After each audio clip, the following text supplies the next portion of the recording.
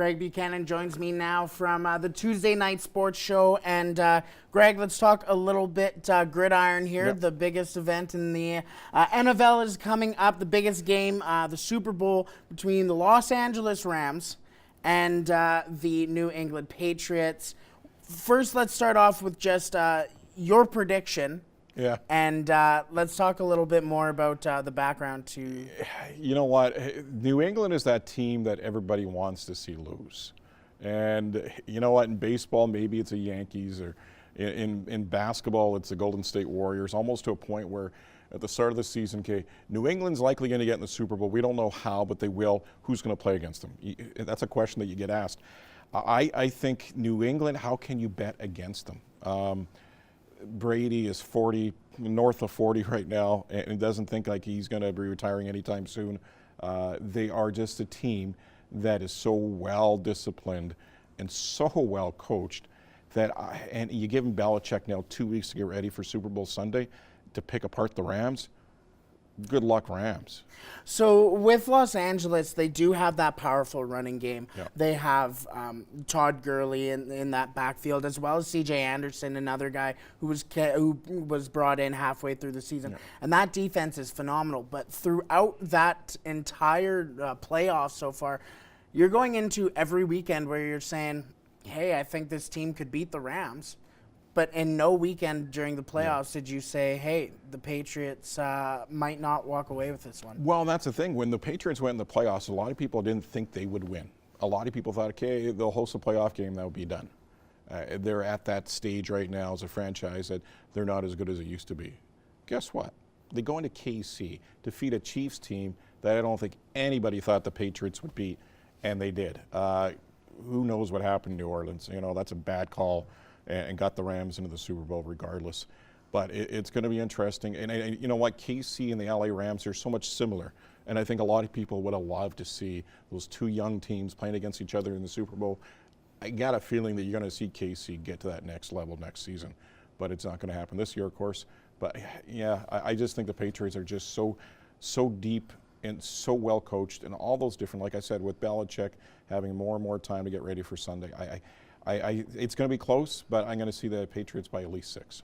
All right, well, speaking of coaches, the Saskatchewan Roughriders have hired their new head coach, Craig Dickinson, brother of course, Dave Dickinson in Calgary. Now, what does Craig Dickinson bring to the Roughriders? A guy who's been in 9 different organizations, ranging from the NCAA to the NFL to the CFL, and mostly as a special teams coach. So what does he bring to the Riders? Well, I think in the Canadian Football League, the special teams is such a large component of the game. And I think he's done such a great job with that as one of the best special teams coaches in the league. He brings that component to it. He's a real good player coach, according to a lot of players that I've talked to. Jorgen Hus is a good friend, and Jorgen says, who's a long snapper for the Riders, says he's just a great guy to play for. And I think more than anything, they have a few free agents they got to sign, and I think he's a guy that's going to really solidify that. I think the next question now is who's going to be quarterback. So Dickinson has won a Grey Cup with both the Eskimos and the Stampeders. We'll see if that will translate over to his head coaching job. Thank you to Greg for joining us today. We'll have more primetime local news coming up. Greg Buchanan joins me now from the Tuesday Night Sports Show. Greg, let's start off local. Let's start with the Bandits. A little bit of a flip-flop weekend on Friday, 5-2 loss to Wainwright. Let's kind of talk about how that game kind of went for you guys. Well, Wainwright is the defending provincial and league champions. You play against a team like that, any kind of breakdowns at all, turnover here and there can result in a goal against you. It did against the Wainwright Bisons. Bandits did have their opportunities at a 5-on-3 power play, couldn't convert. And really, they converted that power play, and it was a close game at that time.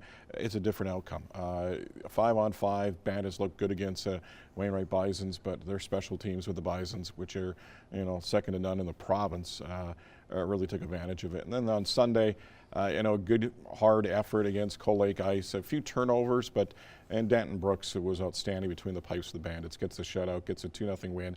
So the Bandits could have a slow start since the Christmas, but they have 2 wins in their last 3 games, and now go on the road kind of Friday. Their home game from Sunday gets moved to Friday in Marwayne as they play against St. Paul, and that's a big game, a team ahead of them in the standings. And then the next night you hit the road to Killam, a long road trip against a very physical team in a small barn in Killam, a team that you could be facing in the playoffs. So 2 good tests for the Bandits this weekend. 2-0 win against Cold Lake, that was, for the Bandits, including goals from Grabowski and Dolan. Let's move over to the Bobcats now. Weekend off for the Bobcats, but a couple very tough competitors coming into, this week. They're off to Bonnyville to play the Pontiacs in RJ Lalonde Arena. And on Friday, they have the defending AJHL champions, the Spruce Grove Saints, coming in. So what's the main thing that you think the Bobcats need to focus on heading into? They have that time off this week, but just keep on doing the things you're doing right now. You know what? Right now the book on the Bobcats is they're a hardworking team. The talent doesn't match up, and it won't match up against Bonnyville, won't match up against Spruce Grove. But you got to work hard, and you got to do the little things, finishing your checks, getting the puck deep, and you know what, and taking care of your own end. I think Elder and Net makes that team a lot better. That gives that team a chance to win every night. When he's on his game, it helps the Bobcats. So a test against Bonnyville on Wednesday, and a bigger test against Spruce Grove. The Pontiacs, if you're going to use as a measuring stick of where you sit, they're probably one of the better teams to do that against. Now, another guy who's really stepped up recently for the Bobcats is a guy like Ty Mosselman, who's had a couple games with 2 straight points.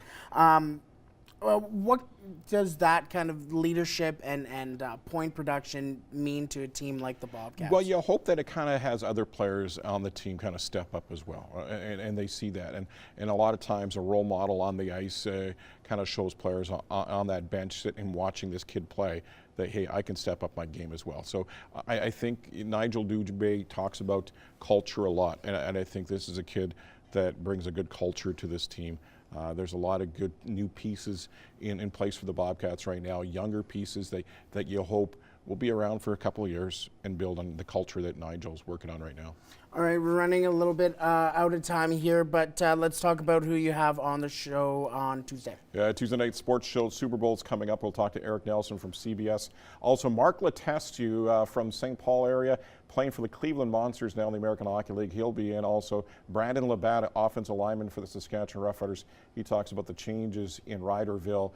Gone is the head coach, Chris Jones. Enter Chris Dickinson. So some changes in Saskatchewan. That's a Tuesday night sports show on Real Country 95.9, 6 to 7, live from the Canadian Brew House. Perfect. Some more primetime local news coming up. Bucky joins me now from the Tuesday night sports show. And Bucky, let's talk about the biggest thing that happened on the ice this weekend in the NHL, and that is the NHL All-Star Game. What is your Seriously, take on the NHL You're saying that's the game? biggest thing on the ice, and that's a stretch. I think ice on the roads and slipping and sliding in the streets of Lloydminster is probably more exciting than what you saw in the NHL. You know what? I'm not a huge fan of it. I know the NHL's tried so many different things, and people are saying 3-on-3 is exciting to watch. Yeah, 3-on-3 during the regular season is exciting to watch. 3-on-3 when it means absolutely nothing, and goalies are like basically sitting target all night long, it's not great. They've done a lot of changes to it. It's better than it has been. Is it perfect? No, it never will be perfect. But I think more than anything with the All-Star Game, it is what it is. Try to enjoy it. But if I'm a general manager of a hockey team and an OV comes to me and says he doesn't want to play in it, don't blame you. Take some time off, take a suspension, and good for it. Now, let's talk about All-Star games in general now, because even the Pro Bowl happened on Sunday as well, and I had to look up what the score was, and there wasn't even a touchdown for the NFC until the fourth quarter.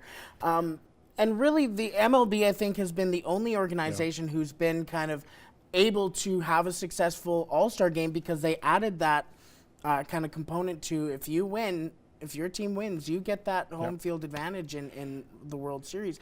Is it time to reevaluate All-Star games? I think it is. You know, and like even this year in the NHL, there was concerns over the right players getting in. There always will be, whether it be Major League Baseball, NBA, or hockey too. But again, like, you've made so many changes to it. I'm from the way back in the day of the Wales and Campbell Conference. That's before your time, and they had all-star games, and it was, you know, it was basically a normal game. But again, there was no hitting, it was no intensity at all. Like watching the NHL All-Star game on the weekend is like watching noontime hockey at the Civic. All that's missing is Richard Starkey in net, you know, and so it's boring hockey. Can they go to the Major League Baseball route? Love to see it, but how do you do that? How do you determine, okay, the winner of this will get home ice advantage in the Stanley Cup final? I don't think you can do that, because then that puts out the entire 82-game regular season out in the wash, and it all comes down to the All-Star game. All right, now let's move to another one of the bigger stories that happened this weekend, and the pestering questions on Connor McDavid about the whole general manager situation. He said that he didn't want to talk about it, but weekend's over, let's talk about it. What is your first move if you are Keith Gretzky, an interim general manager for a team that's, well, neither here nor there, it seems like? Take a deep breath. That's all. I don't think you want to make any earth-shattering moves. You don't want to give up your future. You have to ask yourself, as bad as the Oilers have been, they're only a few points out of a playoff spot. So do you risk that to get in the playoffs? Does that mean everything to this franchise to get in the playoffs? No, it doesn't. I think more than anything, you know, and you have to find out the pieces that you need and go out and find them.